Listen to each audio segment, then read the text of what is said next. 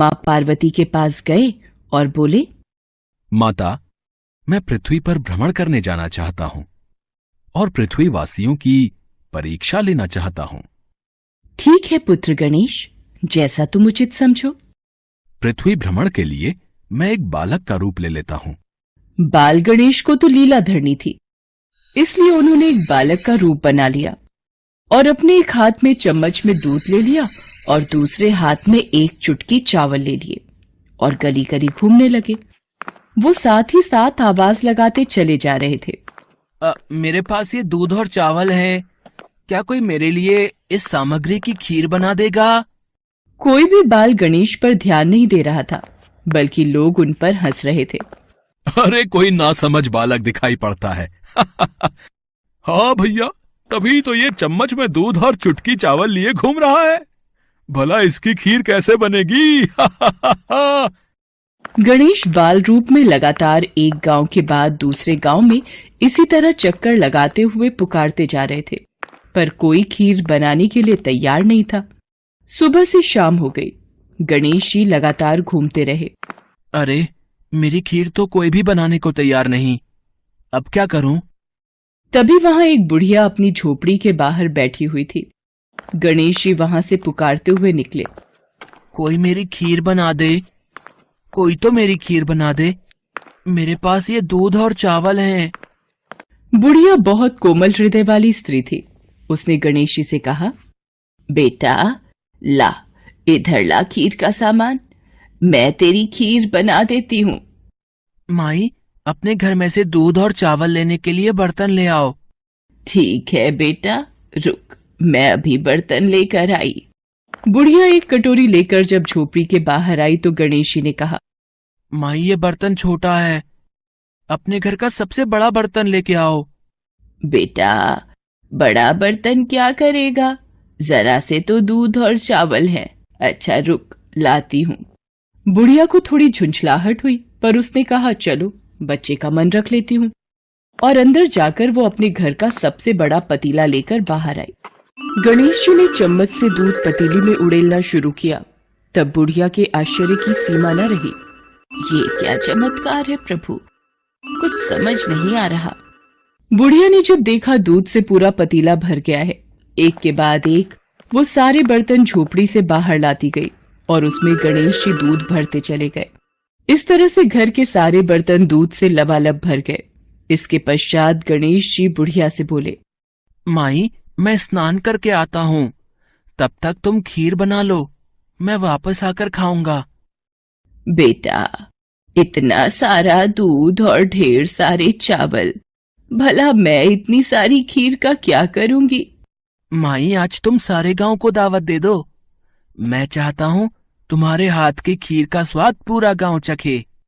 ठीक है बेटा, मैं गांव वालों को न्योता दे देती हूँ। बुढ़िया ने बड़े प्यार से मन लगाकर खीर बनाई। खीर की भीनी भीनी मीठी मीठी खुशबू चारों दिशाओं में फैल गई।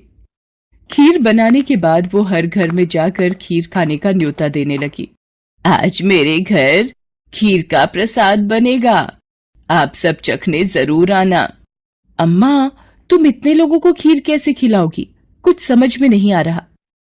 ठीक है अम्मा, हम आ जाएंगे। लोग बुढ़िया पर हंस रहे थे।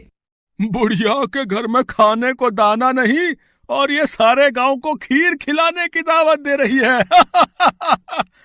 चलो चलकर देखते हैं भाई, कौन सी खीर बुढ़िया माई खिलाने वाली है। चलो चलो। धीरे धीरे लोगों की भीड़ बढ़ने लगी। लोग खीर की खुशबू से खींचे चले आ रहे थे। सारा गांव बुढ़िया के घर में इकट्ठा हो गया। जब बुढ़िया की बहू सुमन को दावत की बात मालूम हुई, तब वो बुढ़िया के पास वापस आने से पहले ही वहां पहुंच गई। उसने खीर से भरे पतीलों को जब देखा तो उसके मुंह में पानी आ गया। ये माँ जी ने इतनी सारी खीर आखिर बनाई कैसे?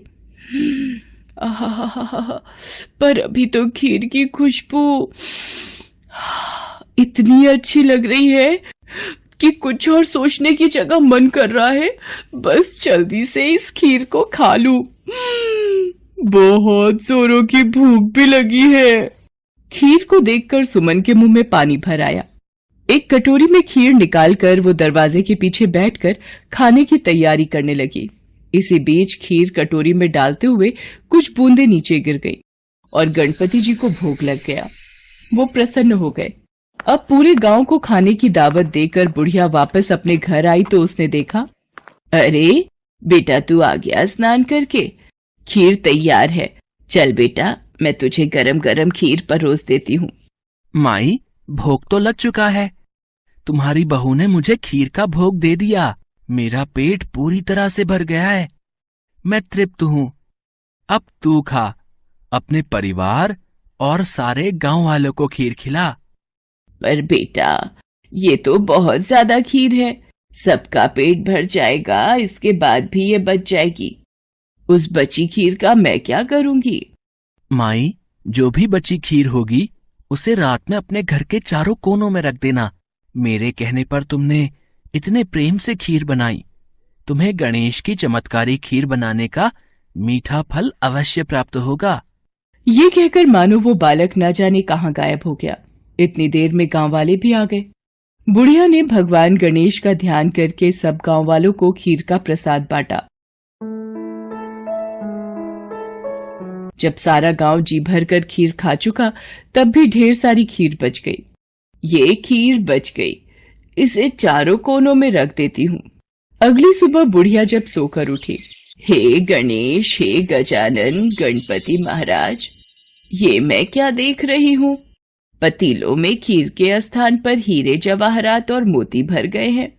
विघ्नहर्ता गणेश जी उस बालक के रूप में स्वयं आप ही आए थे।